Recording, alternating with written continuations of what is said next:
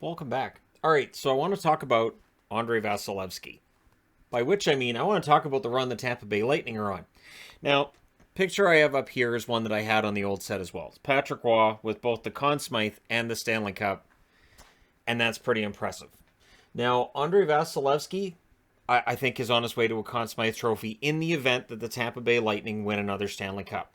And the run that he's had has been remarkable because it didn't start out that great. And that's where it kind of reminds me of Patrick Waugh just a little bit too. Patrick Waugh, I still think the best playoff goalie I've ever seen, but Vasilevsky's absolutely getting into that conversation. So, Toronto series, Florida series, chronological order, makes the most sense.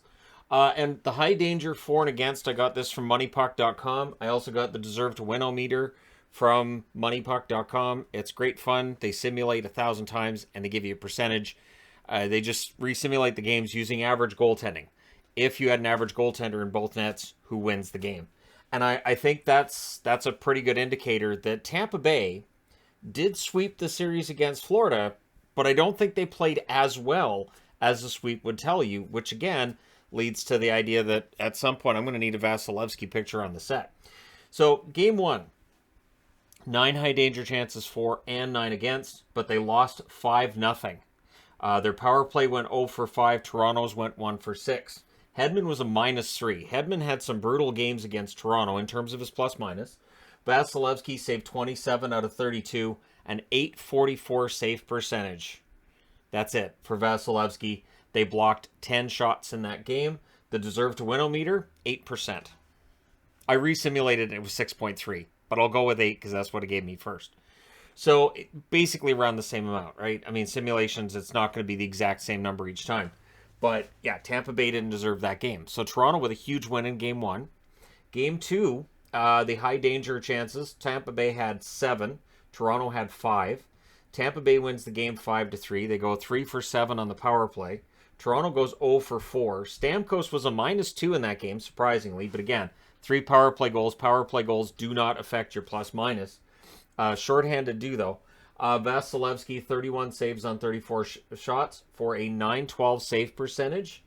17 block shots in that game, so pretty good number of block shots there. The deserve to win-o-meter, the highest it is on this board for Tampa, 77.6%. So they kind of mopped the floor with them a bit, even though the score is only 5-3. According to all the numbers and all the stats, tells you Tampa Bay played an incredible game in game 2. But game 3, they fall back to mediocrity.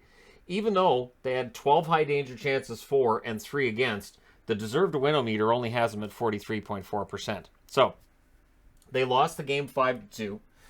Toronto goes 1 for 5 on the power play. Tampa Bay goes 1 for 3. Hedman was a -3 in that game.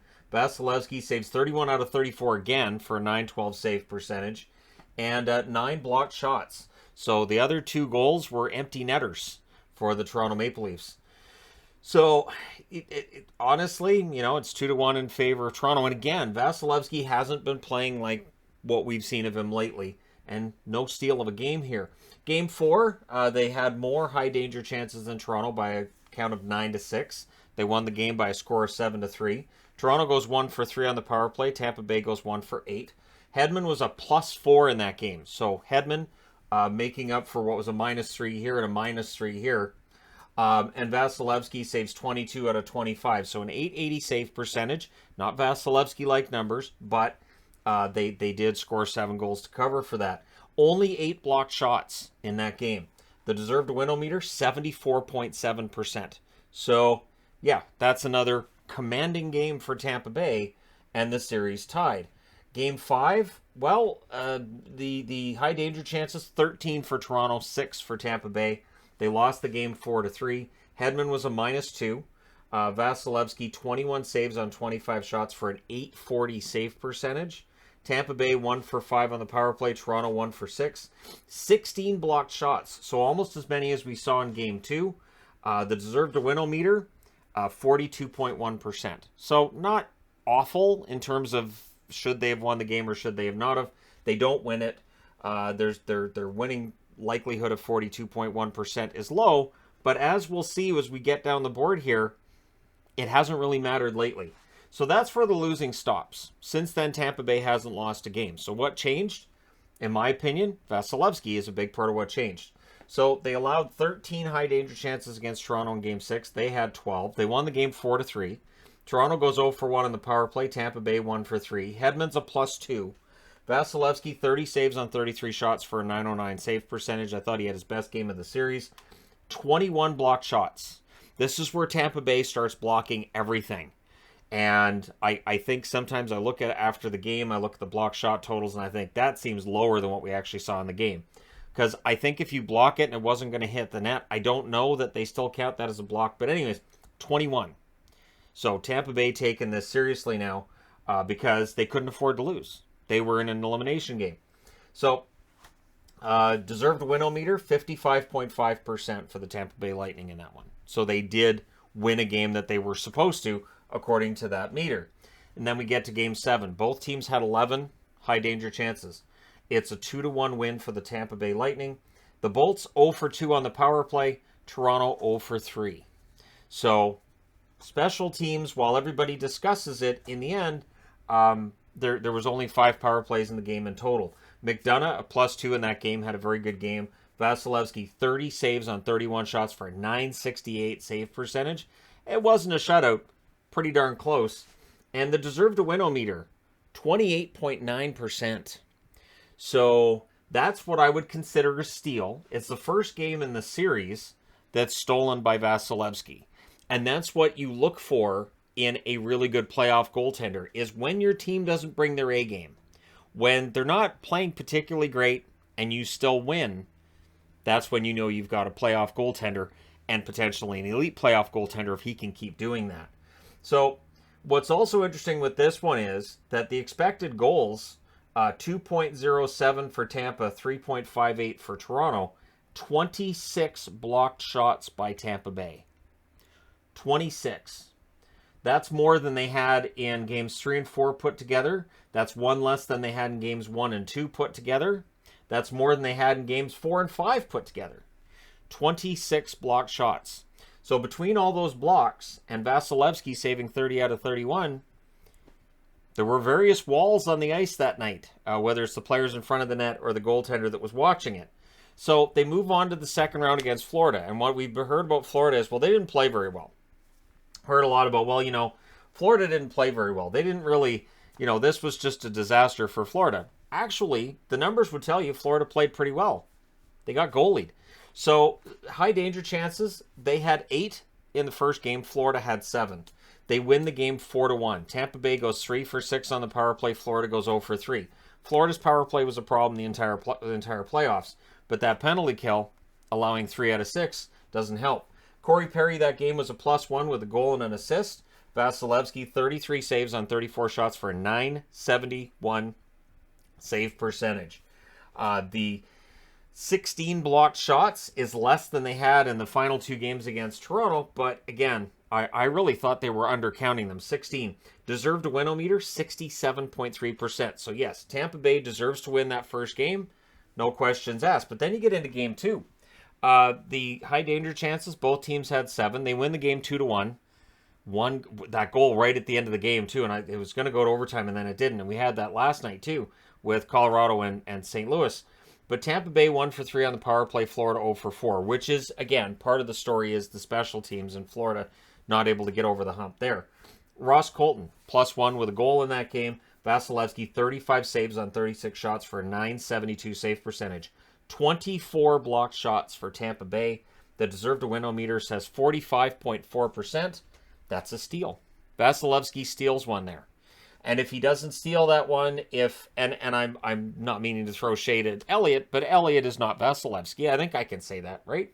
No? Okay, well, I said it, and we can just pretend I didn't. But yeah, Vasilevskiy steals that game, and if Elliott had to be in the net there, I would think they probably lose that game. Not as an insult to Elliott, but because Vasilevsky's pretty elite when he's on. Game 3, the Florida Panthers had 11 high danger chances, and Tampa Bay had 10. The score is a 5-1 win for Tampa Bay. Florida goes 1 for 3 on the power play. Tampa Bay goes 0 for 2. Kucherov, +4, a goal and 3 assists. Monster game.